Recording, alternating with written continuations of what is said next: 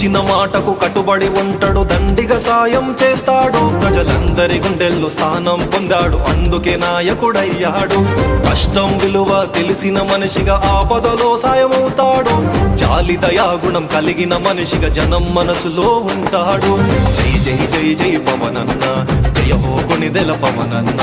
జనసేన నీ వెంటన్నా, మా కడదాకా ఉంటామన్నా. జై జై జై జై పవనన్న, జయ హో కొనిదెల పవనన్న. జనసేన నీ వెంటన్నా, మా కడదాకా